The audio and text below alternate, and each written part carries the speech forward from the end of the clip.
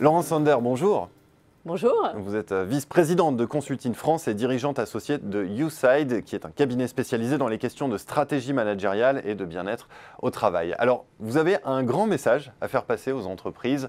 Soyez disrupteurs, ça bien sûr, mais soyez disrupteurs en tant qu'employeur. Ah oui, parce que voilà, c'est quelque chose que je trouve intéressant parce que toutes les entreprises aujourd'hui se posent la question de en quoi on va disrupter notre marché. Moi, je me dis, ben, oui, c'est bien, disrupter son marché, très bien. Mais si on veut être exemplaire, si on veut prendre en compte ce qu'on fait vivre sur le sujet de la disruption, c'est-à-dire qu'on est centré sur l'expérience client, ben, quid de l'expérience collaborateur, la fameuse symétrie des intentions. Donc moi, mon message, c'est de dire disruptif sur le business model, oui, mais disruptif en tant qu'employeur. Vous estimez, au travers de votre expérience, que c'est un sujet qui est complètement délaissé par les entreprises aujourd'hui? Alors, délaissé, je ne sais pas, mais en tout cas pas suffisamment pris en compte. Oui. Ce qui me frappe, c'est que quand je regarde les entreprises, les dirigeants s'intéressent à la stratégie de leur business model. Ils se posent la question, il n'y a pas une entreprise qui ne se pose pas la question de la transformation numérique et digitale. Bien sûr. Maintenant, il y a les sujets de la mise en conformité réglementaire, mais quid de la stratégie interne? Comment elles prennent le temps de réfléchir à comment j'embarque nos collaborateurs, comment je fais en sorte que le sujet de nos transformations soit approprié par tous les collaborateurs. Donc moi, j'aime bien parler de stratégie externe quand on parle de business model, de transformation numérique et digitale. Et puis j'aime bien parler de stratégie interne, qui est le sujet de l'embarquement des collaborateurs et de l'appropriation. Les deux doivent être menés en parallèle.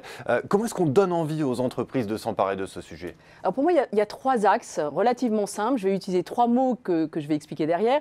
Inspirationnel, rationnel, émotionnel.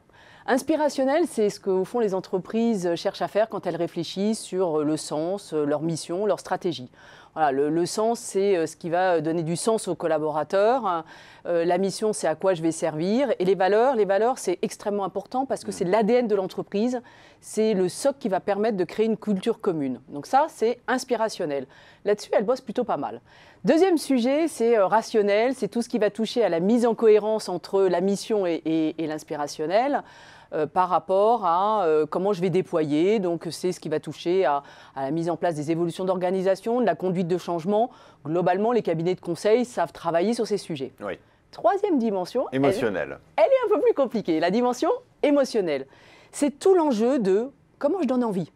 Voilà. C'est la dimension plus, on vient de parler de conduite du changement, ce que les cabinets de conseil font, et nous, on est dans une dimension plutôt, là, la dimension comportementale.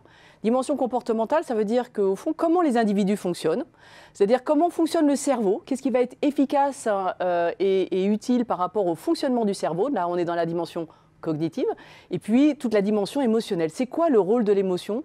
L'émotion, c'est au fond la coloration de ce qui va être vécu. Quel effet je veux produire? Comment je donne envie? Comment j'embarque? Et ça, c'est essentiel. Et c'est là-dessus, c'est le parent pauvre au fond de l'entreprise. On a bien compris que ça n'était pas très facile. Merci beaucoup, Laurence Sander, pour cet éclairage. Le message est passé, soyez disruptif en tant qu'employeur. Merci encore. Merci à vous.